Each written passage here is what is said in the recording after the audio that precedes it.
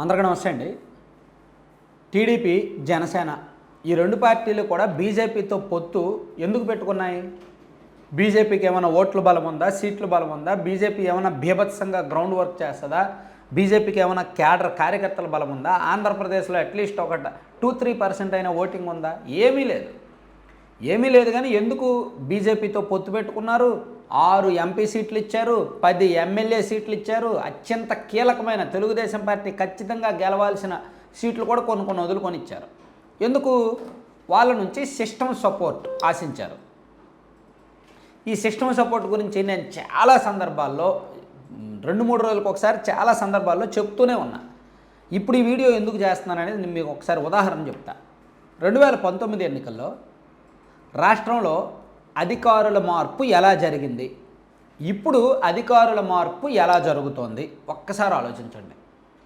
2019 ఎన్నికల్లో జగన్మోహన్ రెడ్డి గారు బీజేపీతో ఏమీ పొత్తులో లేరు, కానీ ఆ పార్టీ ఎవరిని కాదనుకుంటే ఆ అధికారి నెక్స్ట్ డేకి వెళ్ళిపోయేవాళ్ళు. ఎలక్షన్ కోడ్ అమల్లోకి వచ్చిన తర్వాత ఆంధ్రప్రదేశ్లో ఆ పార్టీ ఎవరిని వద్దు అనుకుంటే వాళ్ళు బదిలీ జరిగిపోయేది, సస్పెండ్ అయిపోయేవాళ్ళు లేదా బదిలీ జరిగిపోయేది. ఇదిగో పలానా జిల్లా ఎస్పీ వద్దు, ఎస్ మటాష్. పలానా జిల్లా కలెక్టర్ వద్దు, ఎస్ మటాష్. ఇదిగో పలానా డీజీపీ మీద ఈ ఆరోపణలు ఉన్నాయి, ఎస్ నెక్స్ట్ డేకి ఆర్డర్ వచ్చేసేది, లేదా రాత్రికి రాత్రి ఆర్డర్ వచ్చేది. వారం రోజుల వ్యవధిలో 18 మంది ఉన్నతాధికారుల బదిలీలు జరిగాయి 2019 ఎన్నికలకు ముందు. కీలకమైన అధికారులు CS, DGP, intelligence DG, vigilance అధికారులు చాలామంది మారిపోయారు. ఎస్పీలు అంతమంది మారిపోయారు. ఆ తర్వాత కొత్తగా వచ్చిన డీజీ, కొత్తగా వచ్చిన సిఎస్లు వాళ్ళకు నచ్చిన అధికారులను బాధ్యతల్లోకి నెట్టేశారు. అలా ఎన్నికలకు 20 రోజుల ముందు, పోలింగ్కు 20 రోజుల ముందు వైఎస్ఆర్ కాంగ్రెస్ పార్టీ మొత్తం వ్యవస్థని తన చేతుల్లో పెట్టుకొని ఒక గేమ్ ఆడారు. అది ఎంత పెద్ద గేమ్ అంటే తెలుగుదేశం పార్టీ వాళ్ళ మీద ఐటీ రైట్స్ జరిగాయి. తెలుగుదేశం పార్టీ వాళ్ళు అట్లీస్ట్ డబ్బులు అటు ఇటు మార్చడానికి, చేరువ చేయడానికి కూడా లేదు, ఎక్కడొక్కడ స్ట్రక్ అయిపోయినాయి. అదే వైసీపీ వాళ్ళు చాలా స్వేచ్ఛగా తిప్పుకోగలిగారు, చాలా స్వేచ్ఛగా వాళ్ళకు డబ్బులు పంపిణీలు జరిగాయి. వాళ్ళు ఏదనుకుంటే అది జరిగింది కదా. అప్పుడు నోట్ మై పాయింట్, అప్పుడు వైసీపీ ఏమీ బీజేపీతో పొత్తులో లేదు, కానీ ఇవన్నీ చాలా స్వేచ్ఛగా జరిగాయి, వాళ్ళు అనుకున్నట్టే జరిగాయి. ఇప్పుడు చంద్రబాబు గారు, టీడీపీ అండ్ పవన్ కళ్యాణ్ గారు బీజేపీతో పొత్తులో ఉన్నారు, అయినా సరే వీళ్ళు అనుకున్నది జరగట్లేదే. పాపం ఒక 3 అధికారులను బదిలీ చేయించాలని 20 రోజుల నుంచి ఎంత తపన పడుతున్నారు, ఎంత తాపత్రయపడుతున్నారు. ఒక 30 కంప్లైంట్లు ఇచ్చి ఉంటారు. కనకమేడల రవీంద్ర కుమార్ గారు ఒక 10 కంప్లైంట్లు, అచ్చెన్నాయుడు గారు ఒక 10 కంప్లైంట్లు, వర్ల రామయ్య గారు, ఇలా రకరకాల సందర్భాల్లో రకరకాల ఆరోపణలతో రకరకాల ఫిర్యాదులు ఇస్తూనే ఉన్నారు. కానీ ఆ 3 అధికారులు చేయమైనా కొట్టట్లా, ఎక్కడున్నారో అక్కడే ఉన్నారు. వాళ్ళ బదిలీ జరగాల్సింది ఆగిపోతుంది. ఎందుకు? ప్లస్ 2019 ఎన్నికలకు ముందు అధికారుల బదిలీలో వైసీపీ ఎవరు అనుకుంటే వాళ్ళని లేపేశారు, కానీ ఇప్పుడు అధికార బదిలీలో ఎవరిని అనుకుంటే వాళ్ళని లేపలేకపోతున్నారు. టీడీపీ కూటమి వాళ్ళు అనుకున్న అధికారి, వైసీపీకి ఏకపక్షంగా పనిచేస్తున్న అధికారులను కూడా ఎవరిని ఏమీ చేయలేకపోతున్నారు. ఇదిగో అయిపోద్ది, అదిగో అయిపోద్ది అంటున్నారు. మొత్తం అన్ని చోట్ల కూడా అయిపోద్దని అంటున్నారు.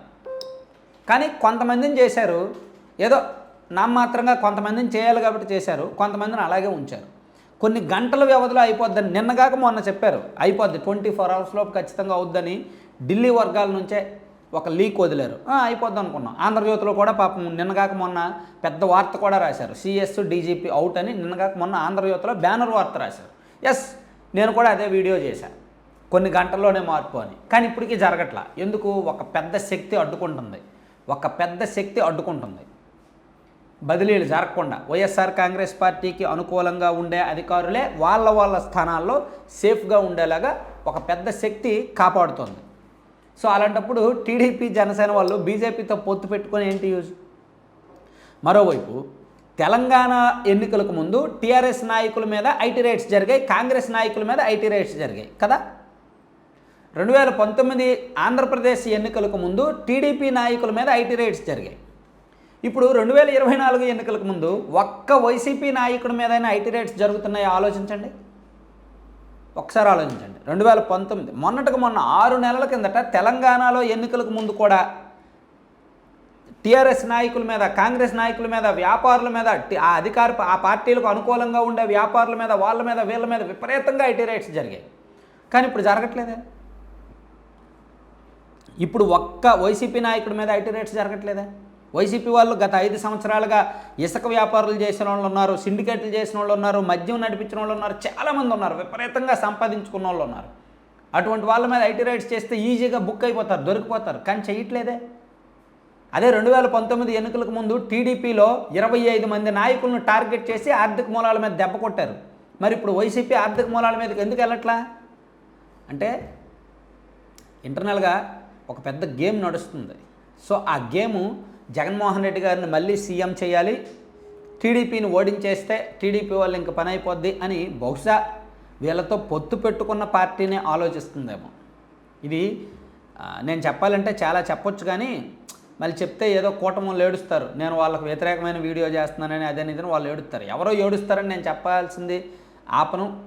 చెప్పాల్సిన టైం వచ్చినప్పుడు ఖచ్చితంగా చెప్తా. ఈ ఇష్యూస్ చెప్పుకోవాలంటే చాలా చెప్పొచ్చు, చాలా విషయాలు చెప్పొచ్చు. సో ఎవరికి వాళ్ళు ఆలోచించుకొని చైతన్యులుగా మారితే చాలు. ఎప్పుడైతే టీడీపీ జనసేన ఉన్నంతకాలం బాగానే ఉంది. టీడీపీ జనసేన ఎప్పుడైతే బీజేపీతో కలిసాయో అప్పుడు రివర్స్ అయిపోయింది, గేమ్ మొత్తం రివర్స్ అయిపోయింది.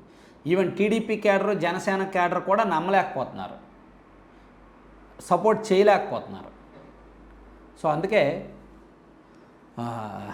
మోసపోతారేమో, నయవంచనకు గురవుతారేమో టీడీపీ అండ్ జనసేన వాళ్ళు అనిపిస్తుంది అన్నమాట. Thank you.